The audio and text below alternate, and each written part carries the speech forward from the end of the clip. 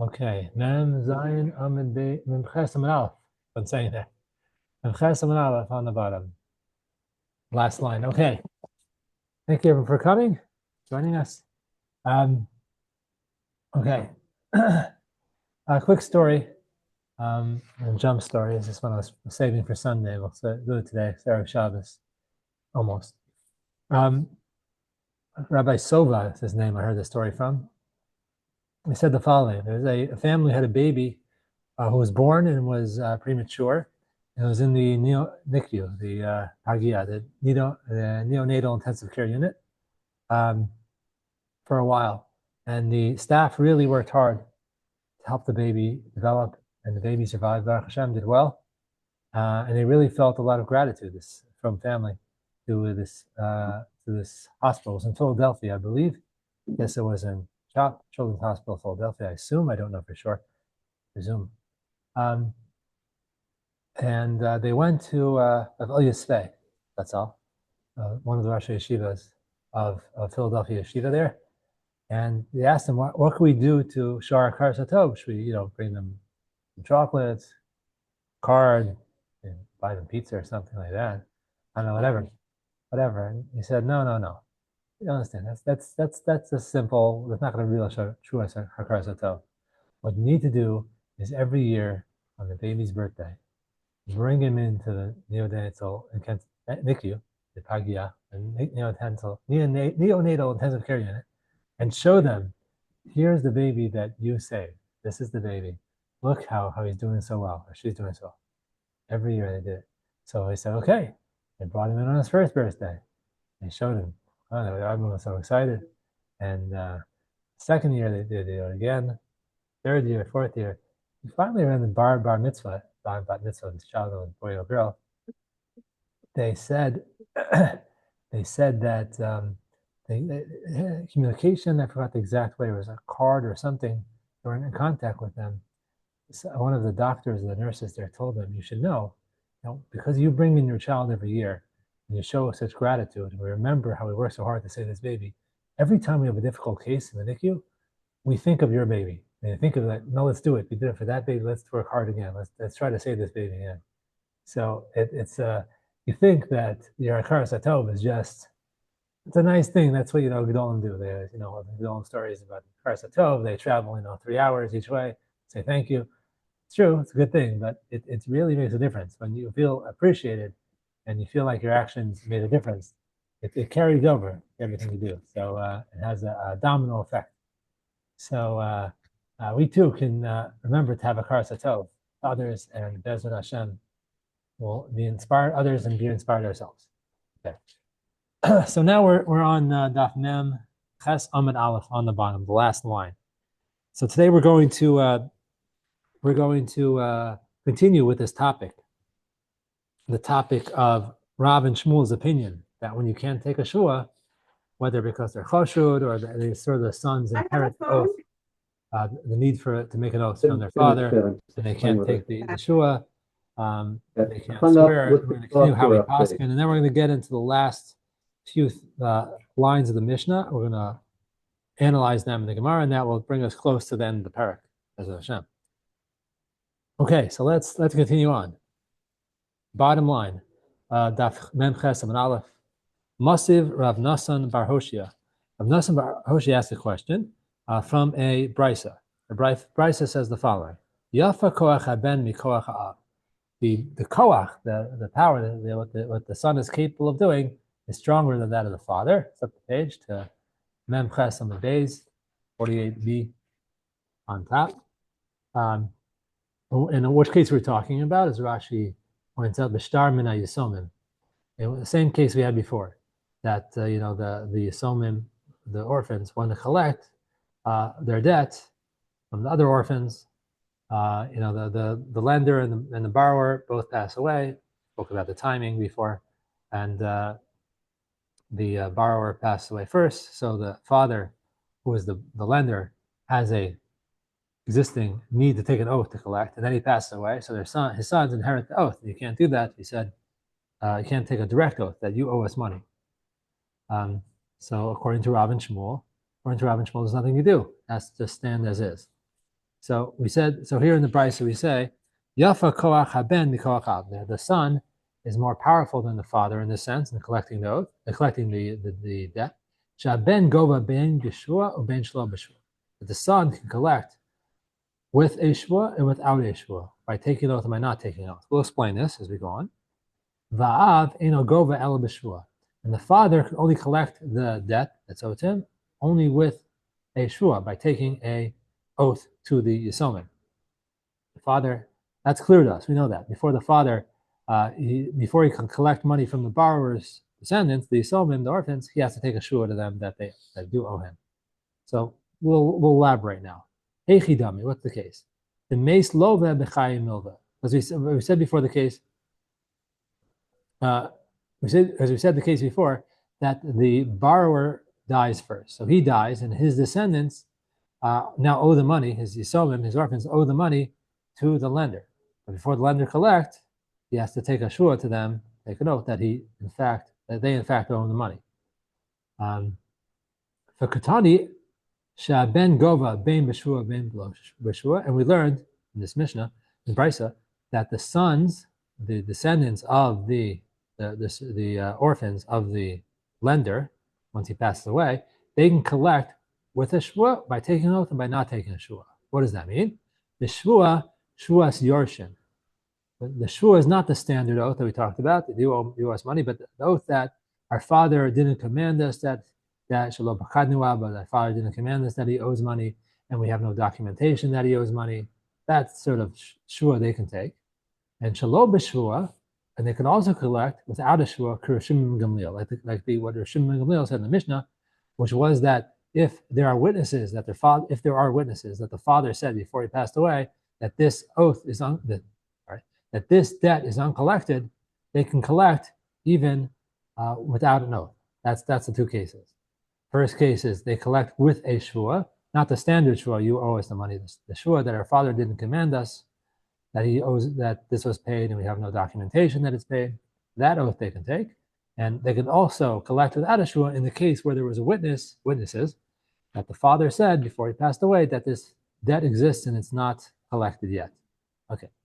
In any case, what we learned from this is the fact that when the borrower passed away and his Yisomim, his orphans, owe money to the lender, and then the lender passes away, his sons, the lender's sons, can collect with a shua, right? Not the standard shua, but a shua that our father did not tell us and we did not know, and there is no documentation that the loan was paid.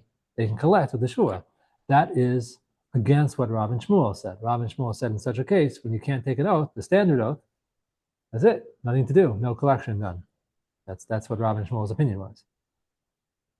Is this an oath without a star?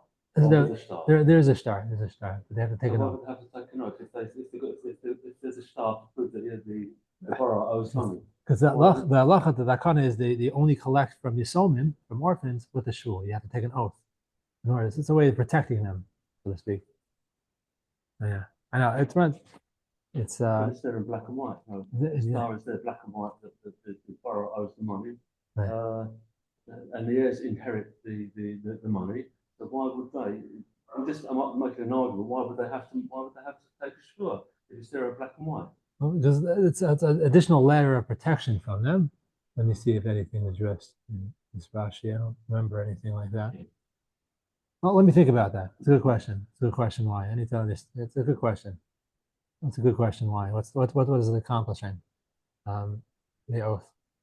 Oath. We don't know if the father actually paid that. Correct. We don't know that for sure. So, you have a star. It's uncollected star. That's what they're swearing to. Yeah. That's we just don't know. We just don't know. Maybe the father paid back. He didn't take the shot back. He met you, after shul and paid you money, and he wrote you.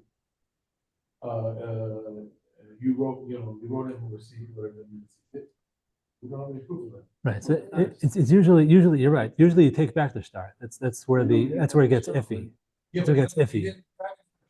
Right. You have to construct such a case. Yeah. To construct such a case. It's unusual. Money I paid back. He doesn't have the star with him. He writes me a note. you're right. We see. Of payment. Right. It wasn't. It's just to claim the money from the borrower. Right. Okay. Well, it needs some thought. I hear both sides. Maybe we can think about it a little bit. So Amar Rav Yosef, 1, 2, 3, 4, 5 lines down in the line. Amar Rav Yosef, Hamani Beishamaihi. Who's the author of this price? It's going like Beishamai. The Amri who says Shtar Ome Legavos Kigavlu Dami. The whole concept that a star that is Amo Legavos is going to be collected Kigavos Dami. It's almost like it's collected already. It's there and ready to be collected as if it's collected. So the power of the children. Let's just take a look at the last. Is the first Rashi in the narrow lines at the end of the Rashi is Afagav the Tikkun Rabbanon the Kavase, one line, 1, 2, 3, fourth the last line in that Rashi. Kavase Gabe Mes Lo v'Bechayim Malva. So too in our case where the borrower predeceases the lender. Afal Gav the Tikkun Rabbanon Shlo Yifra El B'Shvua Mamon Gomerhu Horish Labana. Even though Chazal made a takana by its own, we can't collect from orphans without taking a shvua first, and it's not paid up. El B'Shvuas Mamon El B'Shvua, sorry, Mamon Gomerhu Lahorish Labana. This is not a case like it's different because he has it. It's as if the star indicates it's almost as if it's collected. That it's ready to be collected as if it's collected already, and so therefore, it's as if the sons have it already, so to speak, and we're only making them. In theory, they could just collect it straight up because of the star. This may be what you're touching on, but the fact is, we make them take an additional level of protection according to Beis Shammai, and that is to take not the standard shua, but the shua that our father didn't command us, that that it was paid, and we don't have any documentation that it was paid, the friend that was paid to our father, so on and so forth. Okay, but I hear your question. It's kind of a interesting topic. If we were doing it, Ian, we would try to kind of flush out, as they say, what exactly is the distinction? How to what extent does the star give ownership, give rights to this, and to what extent? There's another concept. Do we look at not having the star or having the star once it's paid, and to what extent does this shua come in? But in any case, we say it goes like Beis Shammai. So do they truly need an oath to collect, in a sense, because it's almost like it's theirs? Or as an extra precaution, we make this take them a special oath. Okay. And now we're going to talk a little bit how we paskin. We said Rav and Shmuel in these cases, not just this kind of case, but also in case we have both sides are chashud al shua. Now the guy says, you owe me 100. Says, I only owe you 50. Says, okay, swear to me. You can't swear. It's motive mixas. Partially admits you're supposed to swear, Torah, but he can't because he's suspect. The lender also can't swear. So what happens then? Or in our case too, you inherit an oath. Can you swear? Yeah, you can't swear. So what do? Rav and Shmuel say stalemate. You just can't do anything. But Elazar said no. They make him take this special shua. The shua our father didn't. In this case, anyway, our father didn't. Or let's talk about this case. Our father didn't command us it was paid, and we don't know it's paid, so on and so forth. So that's the machlokas in Rabbi Elazar and Shmuel and Rav and Shmuel. Rav and Shmuel say you can't do anything in this case, and Rabbi Elazar says you can swear this special oath, and then you can collect. Okay. Is it the Raisa? This or is it Rabbanon? This oath is a Rabbanon oath. Right. Okay. Okay, so now we're second to last narrow line. Ikla Rav Nachman L'Surah. Rav Nachman came to Surah. Olegabe Rav Chisda v'Rabba Bar Rav Huna. And Rav Nachman came to Surah, and Rav Chisda and Rabba Bar Huna wanted to ask him a question. They came to him and Amruleh, let's say Mar Na'akra Lahad Rav Shmuel. They wanted him to uproot, to get rid of the psak, the ruling of Rav and Shmuel, who says in such a case, when Risomim, and they can't swear, so we just leave it as is, etc. Or by the both parties can't swear, so we just have to leave it as is. Amr lahu, so Rav Nachman said to them, Ichbele v'asei kohani parsi l'me'akra l'had Rav Shmuel. I came all this way, all these parsas, to uproot that what Rav and Shmuel say, as the Rashi says, second Rashi on the narrow lines. Harachti ubati lavo mkomi. The kanda. Went through all this trouble to come here. La akord the Rav the Shmuel. To uproot the great Rav and Shmuel. They said, Ella, I'll concede to this. He says, Hava de la hosif Allah.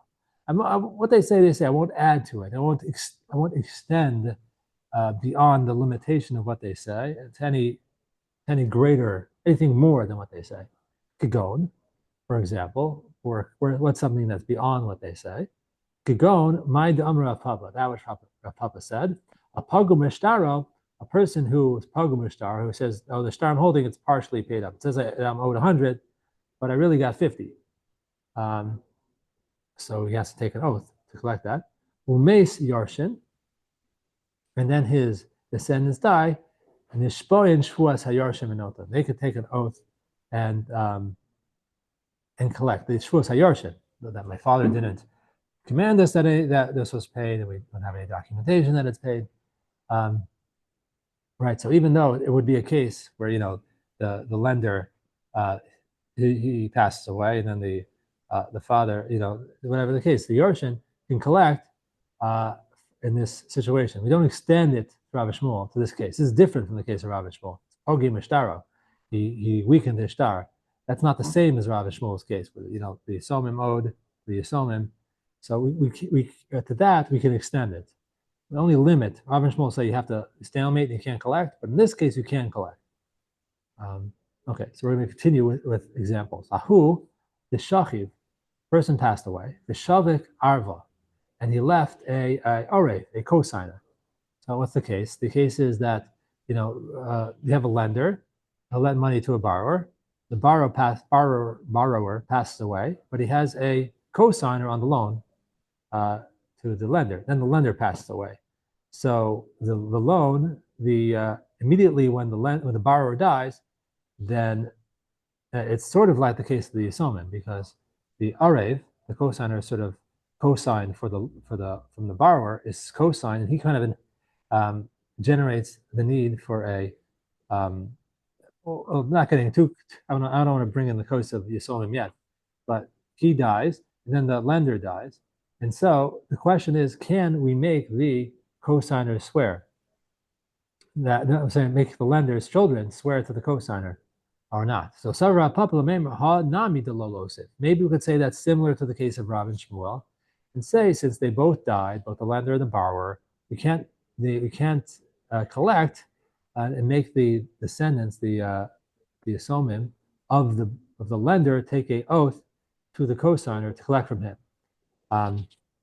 Maybe that's different. And we say we can make them swear. It's a cosigner. It's not children. It's not Yisomim.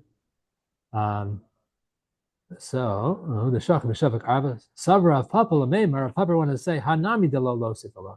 Maybe that's a case when the Lolo Sivaloto. Maybe it's a case where we can, it's different, it's not the same, and maybe we could say they can swear to the Arev, to the cosigner. It's not, those are not Yisomim. So Amr Le Rav Huna, Bered Rav Yeshua, Rav Papa, Rav Huna, the son of Yeshua, said to Rav Papa, Atu Arva La Bar Yisomi Azil. Isn't he, so to speak, filling the shoes, the cosigner? Isn't he sort of taking the place of the Yisomim? In this case, that's what he's doing there. That's what the father put him there in the first place, to assure his loan. So since he's taking the place of, in the stead of the Yisomim, of the orphans, of the borrower, so he's like the Yisomim. So the Yisomim of the lender can't swear to the Yisomim to the Arev, to the cosigner of the borrower, because the cosigner of the borrower is like the Yisomim. It's like the Yisomim of the borrower inherited that oath, so to speak. So it's the same thing. It's less like Rav and Shmuel, and even in that case, Rav and Shmuel would say it's a stalemate. Okay. Next case. These cases are a little bit off the beaten path, but who the shachiv the shavak acha. Who the shach, a person passed away and left a brother. Now the person we're addressing here, the lender. The lender passed away. Both parties passed away. The lender and borrower, but we're talking about the lender passed away and didn't leave any children, but left a brother. Okay. So the case of the brother is inheritor of the one who should collect the debt. Correct. So as follows: the borrower owes the lender 100 shekel, for argument's sake, the borrower passed away and has Yisomim. Then the lender passed away and leaves only a brother. Can that brother, so the need for the oath already started when the borrower passed away. And now that oath originally was required of the borrower, the lender, before he collects. But then he passed away and leaves a brother. That brother now inherits the need for the oath to collect from the orphans of the borrower, right? So it's similar, but except of the Yisomim collecting with an oath or not, not the orphans, but the brother as the inheritor of his brother. So can he swear or not? So I'll start with he passed away. The lender passed away with the brother. Savar Rami Bar Chama Lameimar. Rami Bar Chama said, "Hanami de lo Maybe this who? Maybe this is also a case. We say this is different because it's not Yisomim swearing to Yisomim. It's different. It's a brother, right? The brother can't know. The brother can't know whether the money's been paid or not. The brother can't swear. He can't swear. The brother can't swear. Right. Because the brother doesn't know whether it's been paid or not. I don't know this far. I don't know. Did I see it in Rashi? The brother's still got the star. The star hasn't been paid. He's produced a star. It just says he's produced a star to be paid. Yeah, the same way the orphans find this document. Why would the brother have to? Why would the brother have to swear again? He doesn't know. He just finds it. Don't see it. Right. Yeah. Well, yeah. Let me just finish reading the line, then we'll look at Rashi. We'll discuss this. Yeah. That was good. Yeah, I appreciate it. So who Amar Le Rava Mali Shalo Baktani Abba Mashi Lo Baktani Achi. What's the difference? No, there's no difference between the oath that he would take, that my father didn't command us, we don't know anything about it, or whether he's the brother saying, my brother didn't tell me about it, I didn't know about it, I don't have any documentation. It's really the same thing. But let's work this out together. What the difference by here, the brother, what are we trying to say? Do we expand what Rav and Shmuel says when you inherit what's it called? An oath, so to speak, you can't swear from that. If you inherit the need to take an oath before you collect, you can't collect with that oath. That you can't collect because it's a stalemate. What about a brother? So we think that what Rav and Shmuel said is only limited to Yisomim, collecting from Yisomim. What does Rashi say? It's like the 1, 2, 3, 4, 6 to last narrow line. Shamruha, this is what Rav and Shmuel said, Yisomim min Yisomim is limited to Yisomim and Yisomim, that it's a stalemate and you can't collect. This is not a Yasol. So it moved beyond that limit. It's a brother. Why you move beyond that limit? I'm not sure. Why would he have a Havmina to move beyond that limit? Not clear from Rashi. I'm not sure. That's a good question. It's also a good question. Right. So if we were learning Eon, we would have to think about this as I'm walking today. These oaths are all rabbinic. Yeah, the Torah oaths we talked about are different. Yeah. Assesses? The rabbinical oath. Oh, that's Shavuos Heses. That's a type of oath. Yeah, a type of oath. Yeah, Shavuos Heses. Yeah, was came later. That was it's from in the times of Nachman. It's a later rabbinic oath. The standard the Rabbanan oaths Shavuos are listed in the Mishnah, so they're from at least earlier, at least from the time of the Mishnah, maybe earlier.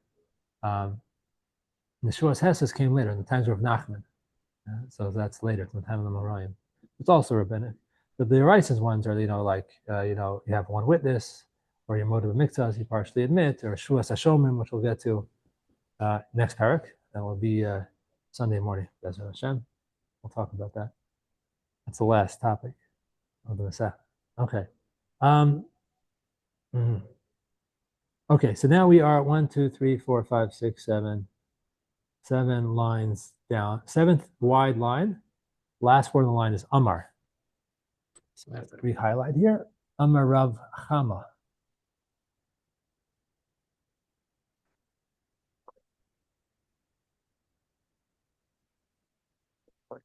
Okay, seventh wide line, last word on the line. Amar Rav Chama. Rav Chama said, Hashta de lo itmar hilchasa Lo Karab Shmuel, Lo Karab Elazar. Now that we say, we don't conclude that the halacha is like Rab and Shmuel. When you have a situation where you can't take an oath, stalemate, and not like Rabbi Lazar says, when the Yisomim to the Yisomim, orphans want to collect from the orphans, they can't collect, they can't swear to each other. Rabbi Lazar said, no, they take a different type of oath. They say, Shavuos Yorshin. My father didn't leave us any documentation. My father doesn't tell us. So which one is it? Is it stalemate, or they take this Shavuos Yorshin and collect? So Hai Dayana, the Avi Karav Shmuel Avad. If a dayan, since there's no conclusive halacha, not like Rav and Shmuel, not like Rabbi Elazar, a dayan, a judge who paskins like Rav and Shmuel Avad, it's a good din, and we keep it as is, it stands. The Avi Karav Elazar, or a dayan who paskins, who rules like Rabbi Elazar, Avad, it also stands. Interesting. We'll talk about this in a second. Yeah, machlok is about the machlok. Yeah. That's judge's discretion. Yeah, exactly. That's actually, we'll talk about it in a second. No, it's not. Depends who you believe in, Rav and Shmuel or Eliezer. Right. If you go to court and you believe in Rav and Shmuel and the defendant believes in Eliezer, you've got a problem. Right. You just make sure find the right judge.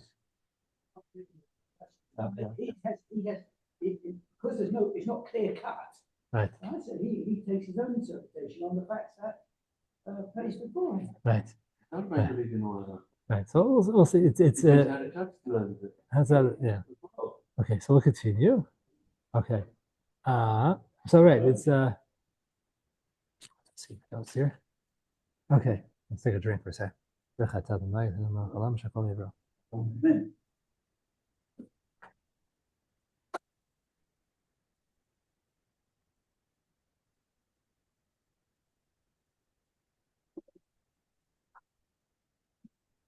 Okay. Okay. Right. We said okay, continuing. Okay. I'm continuing. Amrav Papa says, Hi Shtara di Yasmi. This star of the Yisomim, this documentation of the Yisomim, what do you do with it? Lo mikra kiroyin, we don't rip it up. V'lo agbuye migabinan bay. We don't collect with it either. Agbuye lo magbinan bay. We don't collect with it. Dilma srila like Rav Shmuel. Maybe you hold like Rav and Shmuel. You have to. It's a stalemate. You can't do anything. Umikra lo karinan lay. We don't rip it up. Hai Diana Avid Krabela. I skip a line. Agbinan lo magbinan bay. Dilma srila like Rav Shmuel. Mikra lo karinan bay. Hi Diana, the Avi Rabbi Elazar Avad. Maybe, as we said, anyone who passes like Rabbi Elazar, it's also a good din. So maybe we do pass like him. Sort of a stalemate. So let's do one more section here. Okay, one more section, then we'll talk about this interesting concept of the lach go either way. Ahu Diana, there was a judge, the Avid Rabbi Elazar, that he judged the case in Paskin like Rabbi Elazar. In other words, Yisomim. They can take a Shavuos Hayorshim, that particular type of oath, and they collect. There's a wise Talmud Chacham who in that area who said the following: Asina igartan mimarova, the less halach Rabbi Elazar. I'm going to bring a letter, documentation, from Eretz Israel that the halacha is not like Rabbi Elazar, like you basket. Amar Lai, so this judge said, Lechi Taisi. Go ahead, bring it. Show me the proof. Okay. They came before Rabbi Chama to find out what's the story. Did he pass correctly? Amar Lai, Hi Dayana, Avik Rabbi Elazar Avad. A judge, like we said before, a judge who paskins the rules like Rabbi Elazar, that they take the orphans take the Shavuos Hayorshim, that type of Shua, they collect. So interesting halacha here. Halacha is this, that either way is high. High dayan the Ovid like this, Ovid like that.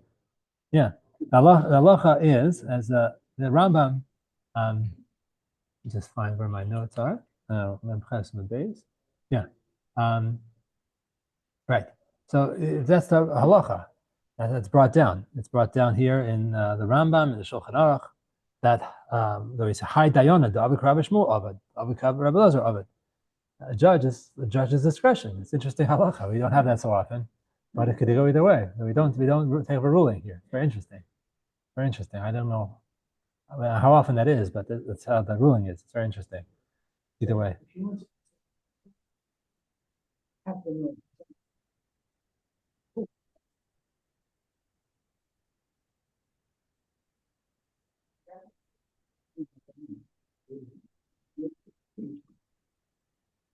if you're going to be successful in this case, you're going to have a judge who follows Elazar's opinion.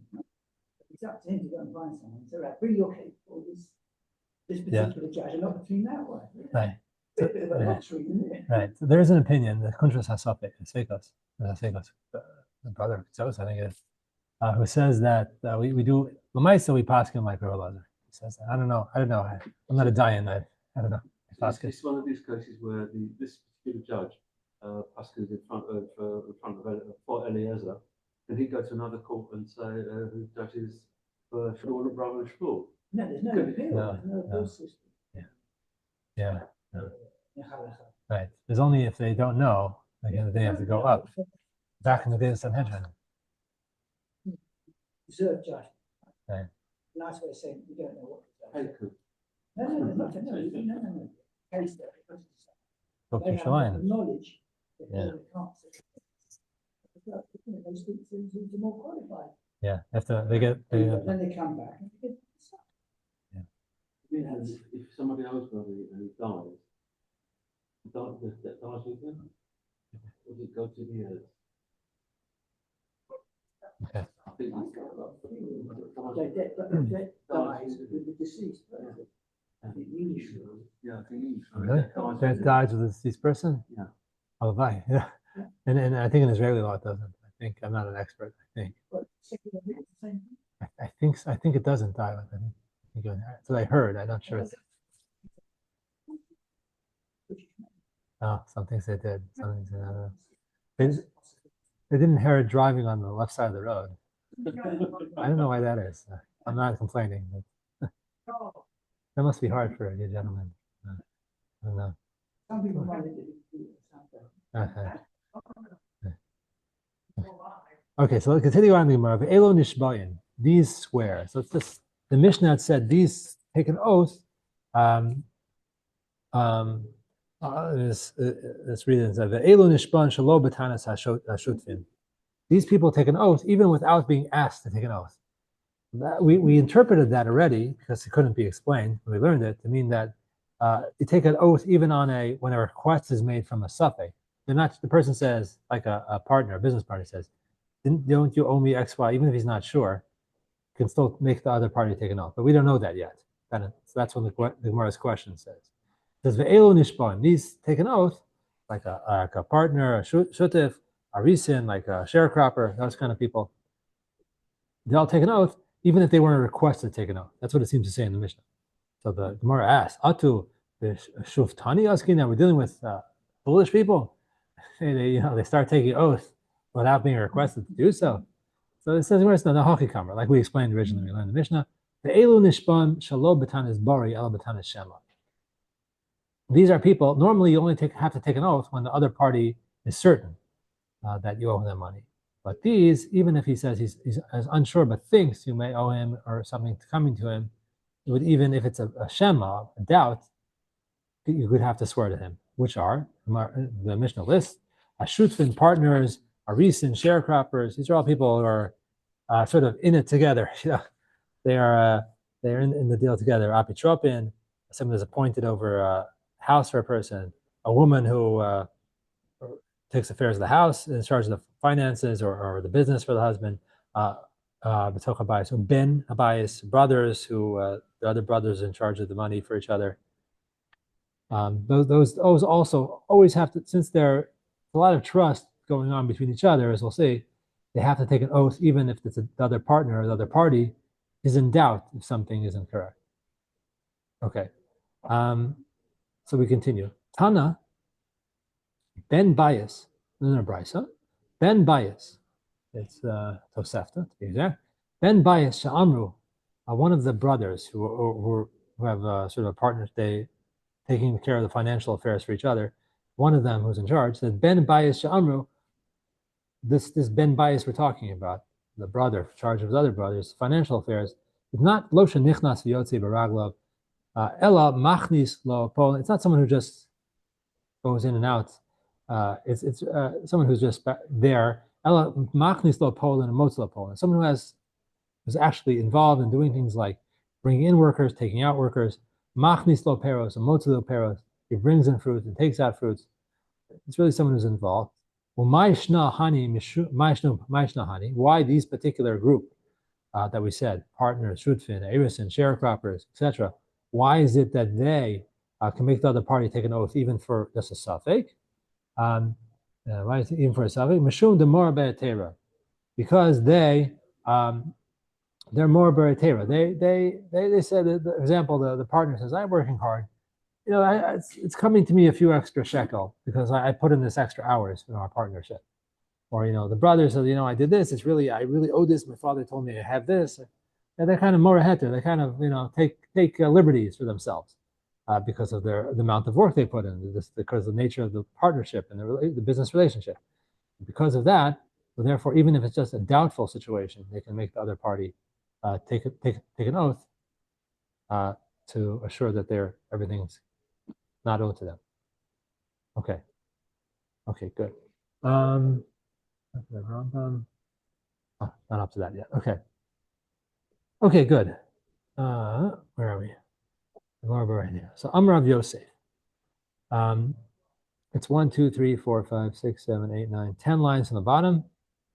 Third to last word, Amrav Yosef. Amrav Yosef, Bar Menyumi, Amrav Nachman. Rav Yosef Bar Menyuni said the name of Rav Nachman. He's going to qualify when could these partners make the partners, the sharecroppers, the brothers, woman the wife who's in charge of the financial affairs, business, when could they make them take a oath even on a doubt? Any case, what's the situation? They said, "Vahu." The case has to be sheyesh tainas beinahu shtei kesef. It has to be at least. We had this concept before. It has to be at least a taina, a claim of at least 2 kesef before we make them take an oath. Less than that, we're not going to make them take an oath. Kiman, who is that going like? A Shmuel. Shmuel said there has to be a taina of at least 2 kesef before they can make them take this oath. Tani Rabbi Chia l'siyur l'Rav. Then we say Rabbi Chia brought a proof for Rav, and Rav held not that the claim is 2 shekel, but the difference in what their claim, each party's claiming, has to be 2 kesef. So ema kfiras taina karav. No. So change that a little bit and say that it's not that the taina beinei or shtei kesef. It's kfiras taina beinei. It has to be a denial, like Rav. Let's change the wording a little bit. We held like we said it like Rav. That the distinction between, like, let's say one partner and the other partner says, this really is supposed to be that you owe me, that the division of funds is, 100 kesef. This one says, no, it's 98. There's a difference between the two. Then it could be, then you can make them take the. Okay, good. Okay. Yeah, the times are up. Okay, we continue on. 1, 2, 3, 4. 1, 2, 3, 4, 5, 6. Seventh to last line, right at the beginning. Once they divide it, let's look at the Mishnah again so we can refresh it. Once the partners, for example, or the Erison, once they divide up, once they do divide up, then they can't take this oath. Erison, says the Mishnah, once they divide up, they can't just take an oath on a doubt. Says the Mishnah, but once they have a legitimate oath, a real sure oath that they have to take, like the rice or whatever kind of oath, they have to take for one another, as a called, and even they can make them take an oath to each other on a doubt, because the principle of Gilgash Shuas, they can roll over to another Shua. Okay, so that's the Mishnah. Let's look at the Gemara here. Iboy lahu.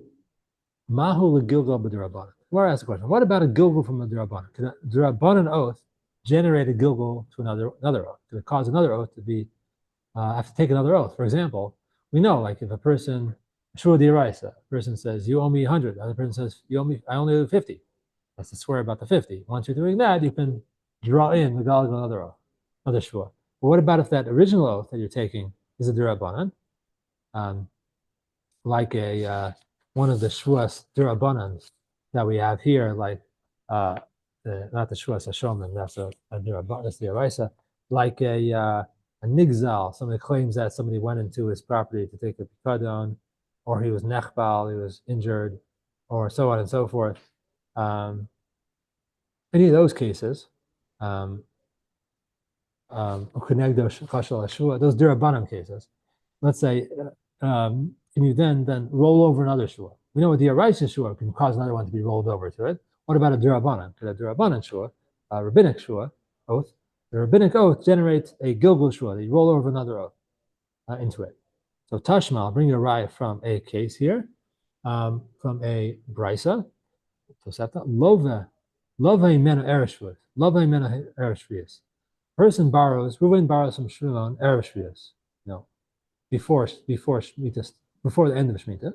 Well, the Mote Shvius at the end of the next year, the 8th year, and the oath is and the loan is canceled. Nasalo Shuta Oris. Then he becomes a partner or a sharecropper to him, and then theoretically he would have to take this oath too. So we say Ein Megaglin. We say you don't megalgal the shua. In other words, if you've now become in the 8th year, the person's become a partner to the person he originally lent money from. So we say that we can't say now that he has to take an oath to his other partner, like he said, shud dirabano to his shutaf, his business partner. Maybe we can make him take an oath regarding that loan. So we say taima. The reason why we don't make him do that, the love ha'imenu erev shvius, that he borrowed before shvius ended, before Shemitah ended. The asya shvius avkate, that shvius comes along and uproots, gets rid of the loan. There is no, we can't roll over a loan, an oath, because the oath regarding the loan has disappeared. The loan disappeared. There's no oath anymore. But what's the implication of that? Hashar shnei shvua. But if the loan took place in one of the other years of the Shemitah cycle, let's say in the 5th year, and then he then becomes the next year, the 6th year, he becomes a business partner with him, and he wants to take an oath regarding his partner. Megalglin, we say, make it take an oath regarding this one, his business partner, and then roll that over to the shvius. In other words, even though the oath to his business partner, shutaf, is only dirabanan, can roll over into another, make him take another shua for a reason that needs to be rolled over, regarding the oath itself, regarding the loan itself, which was last year. That's the implication. What do we learn from that? That seems to imply that an oath that's only dirabanan, a shua dirabanan, like the shutif, can then generate a migalgal, another shua. That's what it seems to imply, even if though the original oath is only dirabanan. That's what it seems to imply. So we say lo. Lo tema. Don't say hush. This is 1, 2, 3, 4 lines on the bottom. Lo tema hashar shnei shvua megaglin. Don't say the implication of the statement of that brisa that implies is on the other years we do megalgal from the Rabbanan to the Raisa. Ella, what's the implication of the brisa? Ella, ema, learn it the other way. Nasalo shutaf o oris erev shvius. The implication is if the case is reversed. Nasalo shutaf o oris erev shvius. In the 7th year, before the end of shvius or whatever, he has a partnership or a sharecroppership, whatever you call it. He has a sharecropper he becomes a sharecropper for the other guy. And then Lamote Shvius lava. Then after the end of the Shemitah year, the 8th year, he borrows from him. Megalgalin. Then we do megalgal from the diaraisa. He owes him a shua diaraisa. Let's say he said he paid back half the loan. He says 100 was loaned, and he says only 50. He has to take an oath to him. With that oath, could be megalgal to the which is the diaraisa oath, the biblical oath, can then be megalgal, can roll over to the oath for the shuta, for his partner, which is only dirabanan. But not the other way, not from a dirabanan. Dirabanan would not be able to generate one. That's what the correct implication of the Mishnah, the Brisa, is, says the Gemara. So we cannot infer that a dirabanan oath, a shua dirabanan, a rabbinic oath, cannot necessarily generate another oath, megalgal for another oath. And so the Gemara asks questions on that. Based on what you're saying, second to last line, the second word in. Wait a second. That you want to imply from the brisa that if he was a shutaf or a business partner or a sharecropper before Shavuos and then after Shavuos he takes a loan, that's the implication of the brisa. That's learned explicitly later on in the brisa. Don't need to imply that. Don't need to imply it. It says it later on. Nasalo shuta for oris erev Shavuos. He becomes a partner, business partner, or a sharecropper for him on erev Shavuos, pre Shemitah. Lamote Shavuos lavimena megaglin, and then after Shavuos, he borrows from him, and then claims, he says, pay me back the 100. He says, I paid back 50. He has to take an oath, the Araisa, a rabbinic, biblical oath. Then that would generate backwards to the Megalgal, to the Rabbanan oath for a Shuta, for a business partner.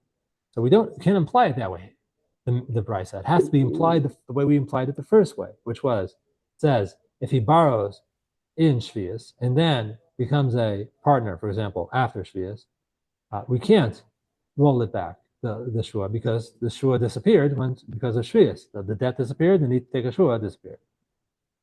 But if it's the other way, but if it was not, what's the implication? It was not during the regular Shavuos cycle, in the 5th year, and he owes him and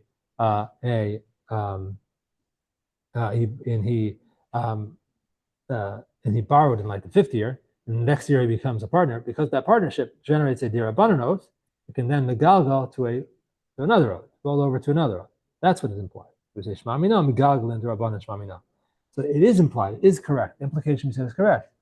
By a dirabanan oath, like for example, you become a partner for somebody in the 6th year of Shavuos, and you owe him an oath for that person, because he's in doubt whether you owe him something. That's a dirabanan oath or a rabbinic oath. That can generate megalgal to roll over to make him take a different oath, even if it's a diraisa. That's what it implies from the brisa. And yes, shema mina megalgal and shema mina. Just like we say by other oaths which are biblical, if you owe this one, we could then megalgal into a shul you can't normally require you to take. So too, if it's a rabbanan oath like by a shutif who's in doubt, partner is in doubt, his other partner owes him or something, even though it's only rabbinic, we can roll it over and to make it take another oath by something we can't necessarily make him take an oath for, and make him take an oath by that case also. Gilgul Shuos applies even derabanan, Shema Mina. And the Rambam says this. Rambam brings this down and says that even by derabanan oath, by Shuos derabanan, there's a concept of Gilgul Shuos, and generating Gilgul Shuos as a Rambam. So therefore, we see that to be the case. Nagla Shuos derabanan. Okay. Good. Why would if someone borrows money from somebody, why would the lender want to become his partner? Well, this is before they start having words about you owe me. He borrowed 1,000 shekels and then was become his partner. That makes sense. Well, I assume he decided to become partner before the loan was up, before they started having a quarrel about whether it was paid up or not. At that point, they're probably still on good terms. So I assume they would. Or maybe he wanted to become a sharecropper, so he has some means of paying him back. I don't know. Sharecropper, then if he's a sharecropper, then he has to give. He takes 40%, and the owner takes 60%, or whatever they decide on. Third half, whatever it was, yeah.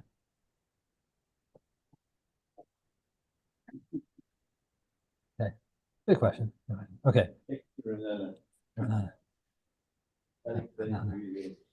Yeah. It's very nice around that. Oh, it's not. It's every around that. The Tanya wasn't Tanya. Very nice. Okay. Sure, is nice too. Okay. Okay. So let's continue a little bit. So we have a few more minutes. Let's just get started here. I don't know if we'll make it to the Mishnah, but let's start few more lines. Okay. So Amar Rav Huna. We'll do this again tomorrow. Sunday. Also. Amar Rav Huna. Lakol Megalgalin. Flip the page to Mem Tes Amid Aleph. If my see if he'll cooperate and let me do this, what I want to do. Sometimes it does, sometimes it doesn't. Sorry, if I can get in there. There we go. Okay, it's a little technically complicated. Okay. Amar Rav Huna. Rav Huna said, Lakol Megalgalin. For all Shuas, even the Rabbanan, Megalgalin, puts mischir, except for the case of a schir. Remember in the Mishnah, there are a bunch of dirabanan oaths that we talked about. One of them is a schir. That was one of the Shavuos Dirabanan, she mentioned in the beginning of the parak. And it's a case where the worker and the boss have words about whether he paid or not. The worker said he was not paid. The owner said he was paid. When you side with the worker, he has to swear it because the boss is always busy, doesn't remember, at least during the day, not the end of the day. So therefore he takes an oath. But so for all Shavuos Dirabanan, the Chol Megaglin, for every Shavuos Dirabanan, you could then generate a Gilgal, except for the Shavuos Dirabanan of a Schir. Shein Megaglin. Why not? First Rashi. Chol Megaglin Adei Kol Shavuos Dirabanan. Every Shavuos Dirabanan can generate Megalgalin, it cause another oath to be taken. Chutz me al yedei Shavuos Schir, except for that of a worker who has to take an oath to his employer that he was not paid. She'ein megalgan Allah, that we don't make him take an oath. Al yada, shua cheres, to another shua. Lefi shehi atzma eina min adin. In truth, it's not really a true oath that he's required min adin to take. El hafiz daita shel bayis. As he said on the bottom of daf, maybe it was memvav. Okay. Maybe it was mem hey. Bottom of them, hey, yeah, Mamam hey Manal. Lahafis Daito Shal Baal Bias. Oh, there it is. It says it in Rashi. I'm going on a fishing expedition, it's right there. Yeah. Right, because all of them is different. That shua is different. It's inherently different, that shua. Most of the shuas Darabanan are minadin, ikar adin, you would say. They're required ikar adin. This one is only, it's sort of one step removed. It's a lower level shua, the schir, who claimed he wasn't paid. It's just we don't really trust the Balabais because he's got 20 workers running around. He doesn't remember who he paid until the end of the day. He sits down as a cheshman. So we trust the worker, but to keep the hafiz dal to Balabais, to keep the boss at peace, to assure the Balabais, the boss, he takes an oath. But that level of a shua is not strong enough of an oath to generate a gilgal shua, to generate other shuas. But other dirabanans are powerful enough to generate a gilgal shua, to cause other shuas to have to be taken. Okay, so good. We'll review that. That's one line again. Sunday, Mirz Hashem, and we'll do this, and then Monday is the Siyum. Okay, thank you very much, everyone, for coming. Great Shabbos. Okay.